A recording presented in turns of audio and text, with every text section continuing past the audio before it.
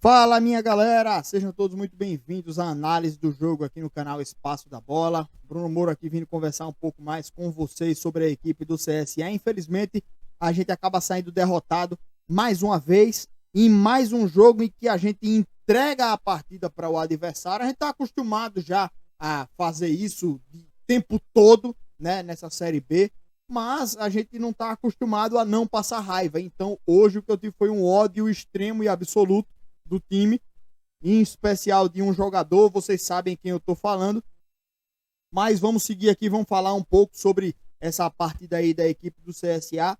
Já eu peço para vocês se inscreverem aqui no canal, deixar o like aqui no vídeo e tudo aquilo que vocês sabem que eu peço, porque a gente tem conteúdos do CSA, conteúdos variados também sobre times do Nordeste, times de Alagoas e também sobre a Série B do Campeonato Brasileiro.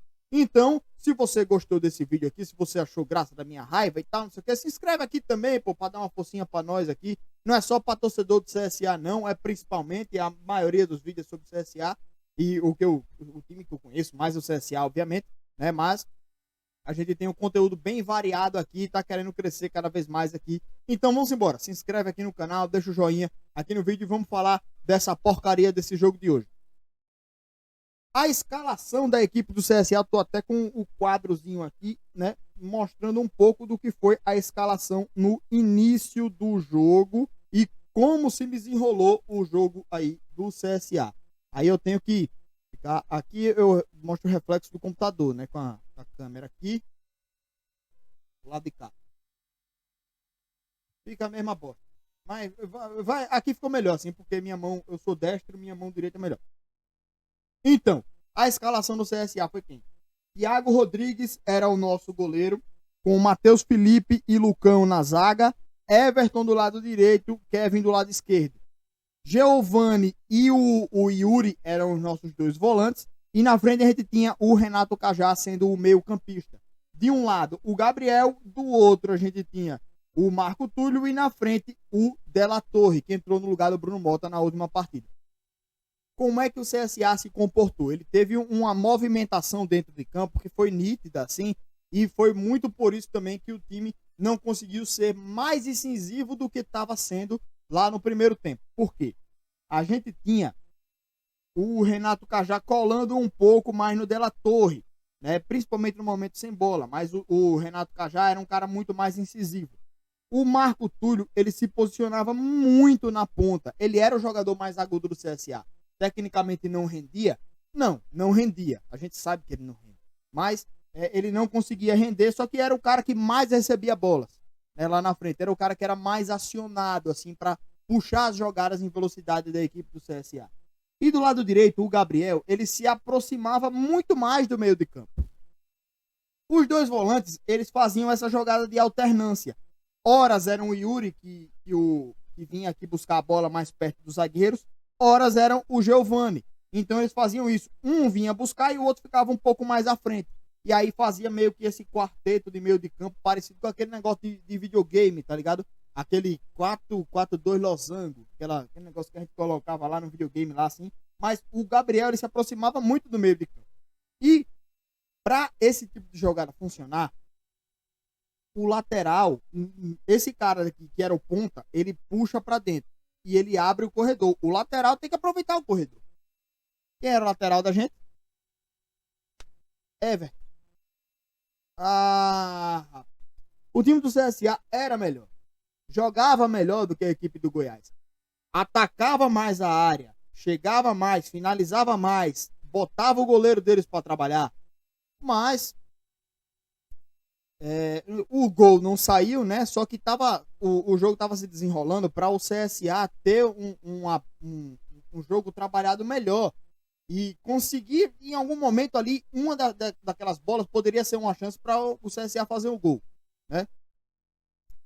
E o lateral direito do CSA, o Everton, como eu falei, que ele era um cara importante para esse estilo de jogo do CSA, em que o lateral ele é uma peça importantíssima na transição e no ataque de um dos lados. O Everton, ele foi o pior em campo de longe. Se o time do CSA tivesse uma nota 6, eu não sei se eu daria nota 6, até agora não parei para pensar em nota de time, Mas se o time do CSA tivesse uma nota 6, ele teria uma nota 2 fácil nesse primeiro tempo. Ele errou praticamente tudo que ele tentou. Quando ele ia dar um chutão, ele dava um chutão para trás ou para o meio de campo. Quando ele ia dominar, ele errava domínio. Quando ele ia passar, ele errava o passe. A única coisa que ele acertou no primeiro tempo foi quando o jogador do Goiás ia bater uma falta, ele saiu correndo, né? E na velocidade, voltando lá, o cara bateu todo errado e ele pegou e dominou a bola. Esse foi o único acerto dele. Só que esse único acerto dele terminou em desastre, porque ele deu o gol para a equipe do Goiás. E ele já tinha dado um contra-ataque parecido com esse para a equipe do Goiás. O cara acabou com o jogo do CSA. Teve um lance lá que ele estava com a bola e ele foi dar um recuo para trás para o jogador do CSA, para o zagueiro, e ele deu a bola no pé do atacante do Goiás. Nesse lance aí, o Goiás teve um contra-ataque, teve uma chance clara de gol. Na sequência, teve outra. E assim, tipo, perdeu, não conseguiu fazer o gol. A bola voltou pro pé do Goiás na intermediária, criaram outra e logo depois quase faziam outro gol. Outro gol não, quase faziam o primeiro gol, né, nesse lance. A partir daí, o time do Goiás gostou do jogo de uma maneira absurda. O time do CSA sumiu a partir daí. Então, toda a culpa de o time do CSA ter caído na reta final foi do Everton. Eu odeio colocar a culpa em um jogador só, em uma pessoa só. Mas, bicho, infelizmente o CSA estava bem no jogo, estava melhor, não tinha mais posse, mas tinha mais volume ofensivo, chegava mais na área, conseguia finalizar mais. E o cara estragou tudo. O cara acabou com o time do CSA no primeiro tempo, com todos os erros individuais dele. É bico para trás, é bico para um lado, bico para o meio de campo, perde bola, dá a bola de graça para contra-ataque e tal. Pelo amor de Deus, bicho. O que é que o cara veio fazer aqui no CSA? Né? Até que no segundo tempo ele não foi tão horrível assim, né? Não foi bem, como a maioria também não foi bem, mas no primeiro tempo o cara acabou com a equipe do CSA e eu, da raiva que eu ainda concordo comigo mesmo. Mesmo ele não tendo sido tão horrível no segundo tempo, eu acho que ele deveria ter saído no intervalo, como um tapa na cara, né? O que merda você fez esse primeiro tempo todinho? Né? Só entregou para os caras e pô, dá um tapa no cara pra ver se ele acorda, pra ver se ele não faz as merdas que ele faz de novo. Foi horrível o cara, péssimo, terrível. Ele acabou com o jogo do CSA, ele entregou o jogo na mão, de bandeja para a equipe do Goiás, né? Com todos os erros da equipe do CSA, perdendo gol claro, perdendo bolas também, o Everton conseguiu destoar de uma maneira absurda, incrível, e para mim foi o pior em campo, disparado, arrochado e do jeito que for, sabe? Eu odeio ter que escrachar uma pessoa só assim. Mas, pelo amor de Deus, depois desse primeiro tempo aí, era uma geladeira de uns 12 jogos aí, sem sequer ir para o banco de reserva. Ficava, pelo amor de Deus. Mesmo no segundo tempo não sendo tão horrível. O segundo tempo já foi condicionado, claro, o time do CSA estava perdendo, né, 1-0. E aí, no começo, o Goiás até tentou fazer alguma coisa, mas o CSA acabou retomando um pouco, né, essa posse, retomando essa qualidade. E atacou muito. 2 bolas na trave, bola na cara do gol. De La Torre perdeu um gol feito. O Bruno Mota perdeu um gol feito. E, bicho, o time do CSA criou. O time do CSA criou muito mesmo. É foda, velho. Hoje a bola teimou em não entrar. A gente criou, teve bola na trave, pô. O goleiro dele salvou várias bolas. Acho que o goleiro dele teve umas 6 ou 7 defesas difíceis. 2 bolas na trave. Então, é difícil a gente chegar e dizer que o time do CSA jogou mal. Só que a gente tem várias críticas, né? O time entrou com o De La Torre como centroavante e o De La Torre foi render melhor quando estava pelo lado de campo. E o De La Torre é o artilheiro do time do CSA na temporada, ok, beleza. Mas ele rendeu melhor de lado de campo. Rendeu mais assim, coletivamente. Porque ele teve 2 chances claras de gol, perdeu as 2. E o Bruno Mota, outro cara que muita gente estava defendendo, o Bruno Mota é centroavante, é titular absoluto, é isso e não sei o que. Aí ele é centroavante, ele é não sei o que, não pode ficar fora, tal, não sei o que. Hoje o Bruno Mota perdeu de novo 2 chances claras de gol. Mesma coisa do De La Torre. Então, pô, aí vocês estão satisfeitos com o Bruno Mota, centroavante? O que eu tava falando, que ele não é a primeira opção, é porque exatamente ele não é centroavante de ofício. E ele pode ser um cara que tem qualidade técnica, mas ele não tem esse cacuete de centroavante. E ele mostrou exatamente isso hoje, perdeu 2 chances claras também. Exatamente como o De La Torre. O que é que eu dizia? O De La Torre, ele é um cara que tem mais cacuete de centroavante do que o Bruno Mota. Só que ele mesmo não é um centroavante. Quando ele chegou aqui, a gente teve a ideia de que o De La Torre seria um atacante de lado de campo, né? E ele mostrou exatamente isso. Mas, velho, a gente fica claro depois desse jogo que a gente precisa de reforços, precisa de, sei lá, um centroavante que chegue para ser titular, um atacante de lado de campo que, por exemplo, o Marco Túlio teve muita chance, foi muito acionado, só que ele tecnicamente não rendeu. Talvez seja o caso também de 2 atacantes de beirada, né? Porque aí o Gabriel pode voltar para o meio de campo, ajudar o Renato Cajá nesse jogo aí, que o Renato Cajá, que porra, tá mais. Cada jogo mais ele parece com a Jaca do que com o Cajá. Hoje, meu irmão, véio, a barriga dele apareceu mais do que o jogo. Pelo amor de Deus, meu irmão, meu pai eterno. Que é isso? O De La Torre tá até afinando um pouquinho mal o Cajá. Oh, porra.